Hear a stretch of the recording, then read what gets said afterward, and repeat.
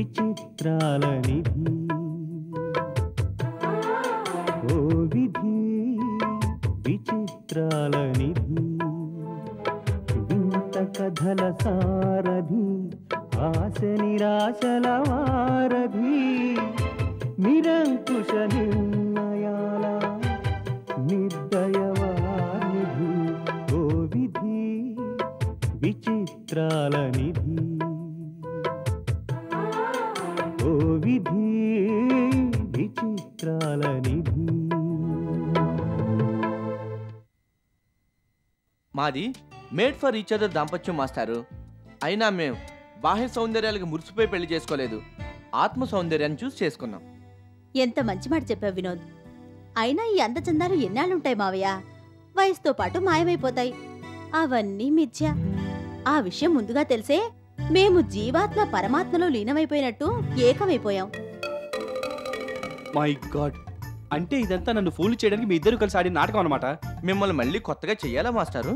అంటే నేను ఫూల్నా? ఎంత మాట అన్నవరా రాస్కెల్ నిన్ను. మావయ్య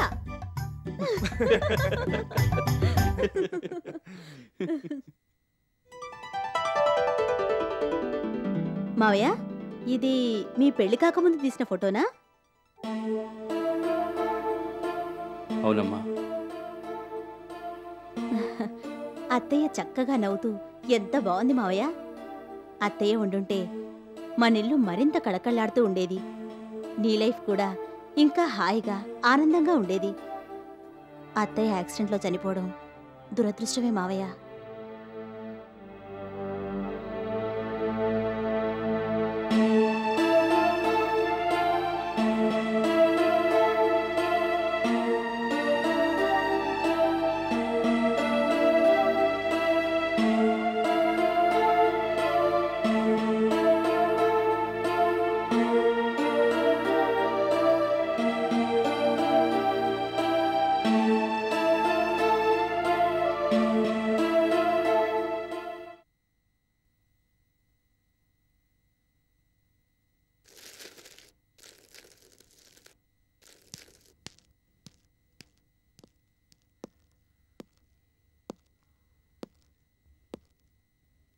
ఏం కావాలి సార్?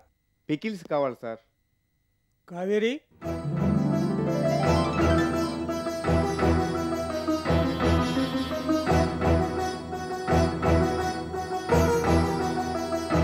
రామ్మా.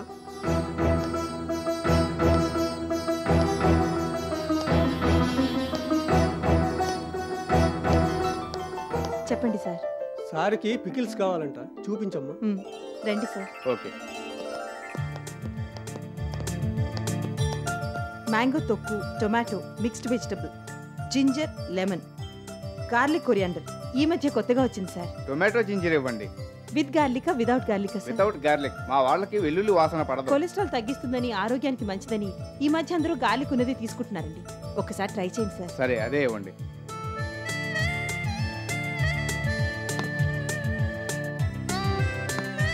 ఇంకా ఏం కావాలి సార్? బిస్కెట్స్ కావాలి. రండి.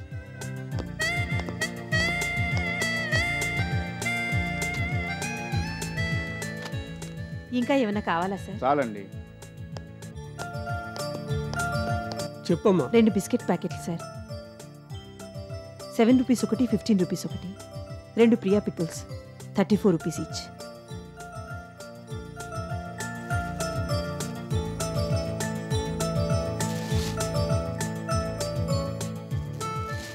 చాలా తెలివైన సేల్స్ ఉమెన్ పెట్టుకున్నారు. ఇలాంటి మేడం ఒక్కరుంటే చాలు, మీ సేల్స్ బ్రహ్మాండంగా పెరుగుతాయి. ఇంత ఓపిక ఉన్న వాళ్ళని నేను ఎక్కడా చూడలేదు. Thank you sir. No mention.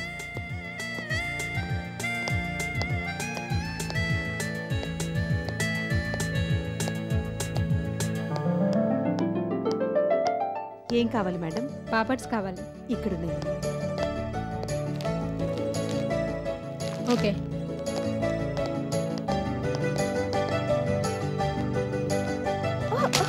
అయ్యో, నేను సర్దుతానులే నీలిమా. నీకెందుకు శ్రమ కావేరి?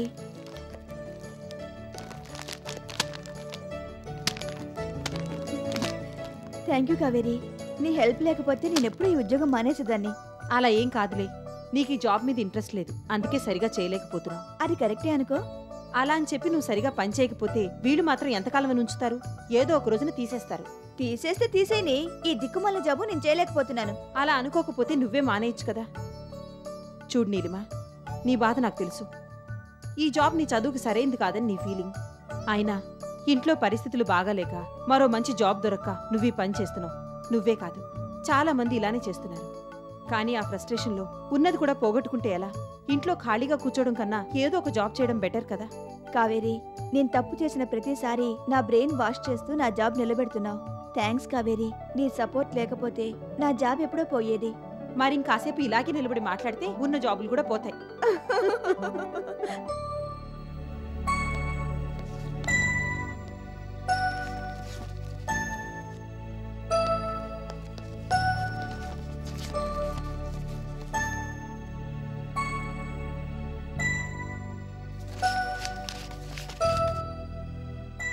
$200 ఎక్కువ ఇచ్చారు సార్. లేదు కావేరి, ఈ నెల నుంచి నీ జీతం పెరిగింది. Thank you sir.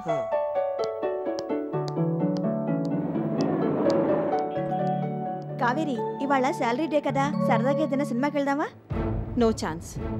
ఇప్పుడు నేనున్న పరిస్థితుల్లో ఎక్కడికి రాలేదు. అబ్బా, ఎప్పుడు అడిగినా అలాగే అంటావు. వైజాగ్ లాంటి సిటీలో ఉన్నామన్న మాటే కానీ ఓ సినిమా లేదు, ఓ షికార్ లేదు, ఓ సరదా లేదు.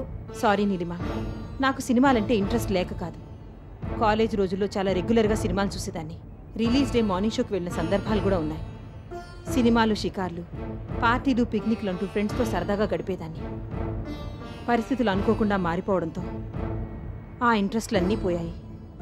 జీవితంలో ఊహించని మార్పులకి నేను తట్టుకోలేకపోయాను. తర్వాత పరిస్థితులు ఉన్నవి ఉన్నట్టుగా స్వీకరించడమే జీవితం అని అర్థమైంది. దాంతో బాధ్యతలను కూడా ప్రేమించడం నేర్చుకున్నాను. అందుకే నీలా డిప్రెషన్కి గురి కాకుండా ఇంత హ్యాపీగానైనా ఉండగలుగుతున్నాను.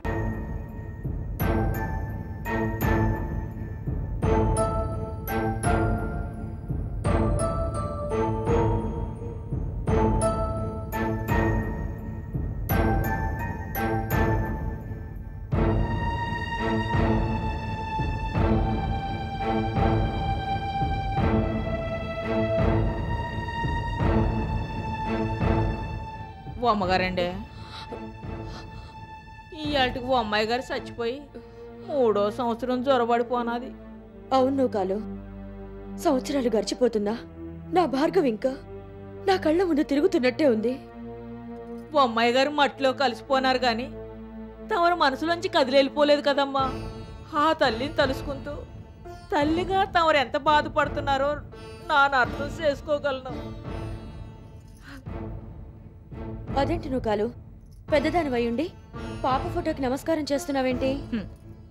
ఎవలు పెద్ద, ఎవలు చిన్న, ఎవలు ఎక్కువ, ఎవలు తక్కువ అని ఈ ఘటం ఉన్నంత వరకేనమ్మా. దేవుడి కాడికి వెళ్ళిపోయిన వాళ్ళందరికీ దేవుడంత వయసు వచ్చేస్తుందని మా నాయనమ్మ చెప్పేదమ్మగోరు. అందుకే దండ పెట్టా. ఇవాళ ఓ అమ్మాయి గారు చచ్చిపోయిన రోజు కాబట్టి పైన ఓ అమ్మాయి గారు ఆత్మ సంబరపడేలా ఇవాళ ఏదైనా మంచి పని చేయాలి అమ్మగోరు. అవును కాలు, నేను అదే ఆలోచిస్తున్నాను. పోనీ అన్ని దేవాలయాల్లోనూ అమ్మాయి పేరున అభిషేకాలు చేయిద్దామా? పుణ్యం రావాలంటే పూజలు చేస్తే చాలదమ్మా. మరేం చేయాలి? పుణ్యకార్యాలు చేయాలి. అంటే దేవుళ్ళకి కడుపు నిండా ఇందు భోజనం పెట్టాలి. దేవుళ్ళకి విందు భోజనం పెట్టడం ఏమిటి? అదేనమ్మా, దేవుళ్ళంటే ఎవలు? అనాథ పిల్లలు. దేవుళ్ళకి తల్లిదండ్రులు ఎవ్వులు ఉండరు కదా, అలాగే అనాథ పిల్లలకు అమ్మ బాబు ఉండరు. వాళ్ళందరికీ కడుపు నిండా వండ పెడితే అంతకంటే ఇంకా పుణ్యకారం ఏటుంటుందమ్మా. నీ ఐడియా బాగుంది నువ్వు కాలు, ఆ ఏర్పాట్లు చూడు. అలాగే పనిలో పని ఆ చేతిలో ఓ జత బట్టలు ఇచ్చేస్తే ఓ అమ్మాయి గారి పేరు చెప్పుకొని వాళ్ళందరూ కట్టుకుంటారమ్మా. అలాగే, నీ మాట ఎందుకు కాదనాలి? అలాగే కానీ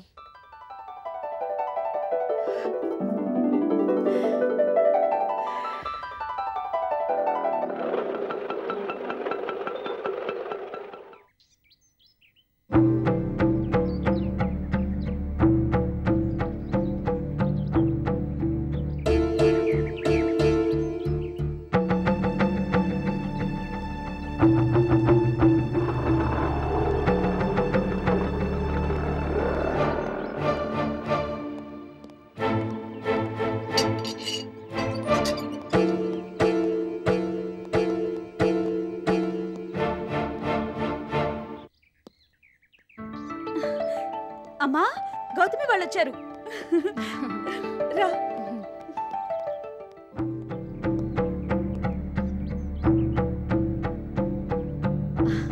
అమ్మా గౌతమి, ఎన్నాళ్ళైందమ్మా నేను చూసి. బాగున్నావమ్మా? బాగున్నానమ్మా. మీరేంటండి అక్కడే నిలబడిపోయారు? లోపల రండి. బాగున్నావా రమణారా? బాగుండబట్టే కదా వచ్చాం, మంచాన పడి ఉంటే రాలేం కదా. గౌతమి, వీడు స్కూల్కి వెళ్తున్నాడా? స్కూల్కేం కర్మ, ఎంసెట్ కోచింగ్ కూడా వెళ్తున్నాడు. గౌతమి, మీ ఆయన ఏంటి అంత చిరాగ్గా ఉన్నారు? బస్సులో సీట్ గానీ దొరకలేదా? కొన్ని క్యారెక్టర్లు అంతేలే అక్క, వదిలే. ఏదైనా మీరంతా వచ్చినందుకు చాలా సంతోషం బాబు. రాక చేస్తామా? దిక్కుమాల సినిమా సెంటిమెంట్లు ఒకటి, మా అమ్మని చూడాలని ఉంది, మా అక్కని చూడాలని ఉందని ఒకటే గోల, అందుకని తీసుకొచ్చాను. అదేమిటి అలా అంటారు? ఎంతైనా ఆడపిల్లలకి పుట్టింటి మీద అభిమానం ఉంటుంది కదా. ఉంటుంది, కానీ ఆర్టీసీ వాళ్ళకి అల్లుల మీద అభిమానం ఉండదు కదా. టిక్కెట్లకే 200 తగలేసా. అమ్మా, మీ అల్లుడు గారికి కాఫీ ఇస్తేనే గానీ కోపం చల్లారట్లేదు. తీసుకో, నేను కాఫీ తీసుకొస్తాను. గౌతమి రామ్మా.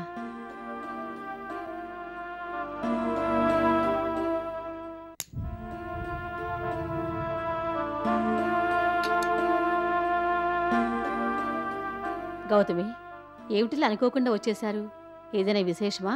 అదేం లేదమ్మా, ఆఫీస్లో ఏ తప్పుడు పని చేశారో తెలీదు, అందుకని సస్పెండ్ చేశారేమోనని నా అనుమానం. ఊరి నిండా అప్పులు చేసేశారు. ఇక్కడ వాళ్ళ హెడ్ ఆఫీస్ ఉంది, మళ్ళీ ఏదో ప్రయత్నం చేస్తానని ఇక్కడ తీసుకొచ్చారు.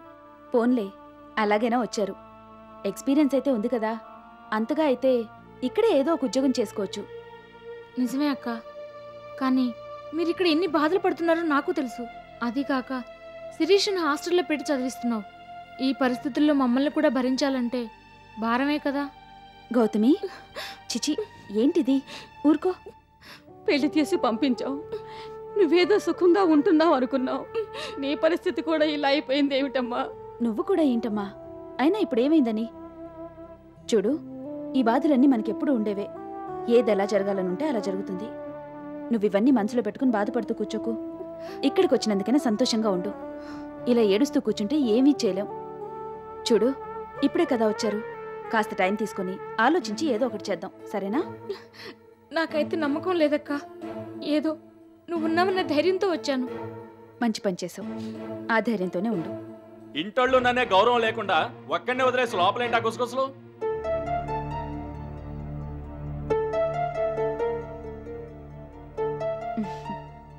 ఏం లేదండి, చాలా రోజుల తర్వాత కలిసాం కదా, అందుకని కష్టం సుఖం మాట్లాడుకుంటున్నాం అంతే. అంటే మొత్తం కథంతా కన్నీళ్లు కారుస్తూ చెప్పేసిందన్నమాట. తన భయాలు తనకుంటాయి కదండి. దేనికి భయం? నేనేమంత చేతకాని వాళ్ళ కనపడుతున్నానా? టైం కలిసి రావాలి, కానీ విత్ ఇన్ 1 వీక్ మీవి మావి అన్ని ప్రాబ్లమ్స్ సెటిల్ చేసేస్తాను. అసలు అందుకే వచ్చాను. అంచేత మీ చెల్లెలు నా ఏడు పాపమనండి. మేము అదే చెప్పానులేండి. ఇంకే, నేను తయారయ్యే లోపల ఇంత టిఫిన్ నా మొహాన్ని పడేస్తే బయటకెళ్ళి నా పనులు నేను చూసుకొస్తాను. పడేస్తారు గాని ముందు మీరు లేచి తయారవ్వండి. వదక్క.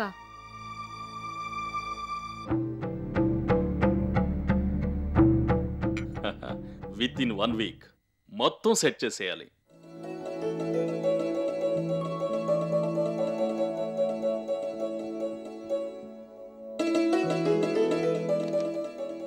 దండాలమ్మ గురు. నువ్వా నూకాలు? కూర్చో. ఏమిటి విశేషాలు? మీ అమ్మగారు ఏమంటున్నారు? మా అమ్మగారి సంగతి నాకు తెలిసిందే కదమ్మా. వెనకతోలు తెచ్చి ఏడాది ఉతికినా నలుపు నలుపే గాని తెలుపు రాదని మా మామ పద్యం చెప్పేవాడు. మా అమ్మగారు కూడా అంతే కదమ్మా, ఎవులు ఎన్ని చెప్పినా మారరు. కానీ నిన్న మా అమ్మగారిని చూస్తుంటే నాకే బాధ అనిపించిందమ్మా. ఏమైంది నూకాలు? అదేనమ్మా, నిన్నటికి భార్గవమ్మ చచ్చిపోయి 3 సంవత్సరాలు అయిపోనాది. అందుకని ఫోటో దగ్గరెట్టుకొని ఓ అమ్మాయి గారిని తలుసుకుంటూ ఓ అమ్మాయి గారి కబుర్లు చెప్పుకుంటూ కళ్ళంటి నీళ్ళెట్టుకున్నారు. కడుపు తీపి మనుషుల్ని ఎంతలా కట్టుపడేస్తుందా అనిపించింది. కూతురు పోయిందని మా అమ్మగారు అంతలా బాధపడుతుంటే నాకే గుడి తరుక్కుపోనాది. భార్గవిని కన్నతలే కదా, ఆ మమకారం ఎక్కడికి పోతుంది నూకాలు? అదేనమ్మా, మరో ఈ చిత్రం ఏంటంటే ఓ అమ్మాయి గారి పేరు మీద పేదలకు వనదానం చేద్దామమ్మా అని అడిగాను. మరో పాలైతే వనదానమా, నీ బాబు కూడా సొమ్మేమన్నా దాసేవా అని కసురు కొట్టేవారు. కానీ నిన్న వాళ్ళకి అనలేదు. అలాగే నూకాలు తప్పకుండా చేద్దాము అనేసినారు. నానైతే నమ్మలేకపోనాను. చచ్చిపోయిన మా చిన్నమ్మ గోరే మా అమ్మగారి నోటంటే అలా అనిపించినారేమో అనిపించింది. నాన్న సంతోషం పట్టనే పోనాను. నిజమే నూకాలు, భార్గవిని తలుచుకున్నప్పుడల్లా నాకు బాధగానే ఉంటుంది. ఉన్నన్నాళ్ళు రోజీ చెప్పినట్టల్లా విని తన జీవితం నాశనం చేసుకుంది. తీరా తను చేస్తున్నది తప్పని తెలుసుకునేసరికి ఈ లోకంలోనే లేకుండా పోయింది. తను చేసిన తప్పుల్ని క్షమించమని తిరిగి ఇంటికి వచ్చేస్తున్నానని భార్గవి చివరిసారిగా రాసిన ఉత్తరంలోని మాటలు నాకింకా గుర్తున్నాయి. భార్గవి తిరిగి వచ్చేస్తుందని ఎంతో సంతోషపడ్డాం. భార్గవి రాక కోసం ఎంతో ఆశతో ఎదురు చూశాం. భార్గవి రాలేదు. చనిపోయిందని కబురు మాత్రం వచ్చింది. ఆనందంగా గడపవలసిన భార్గవి జీవితం అలా అర్ధాంతరంగా ముగిసిపోయింది. భార్గవి బతికుంటే ఈ ఇల్లు ఇంకెంత కళకళలాడుతూ ఉండేదో.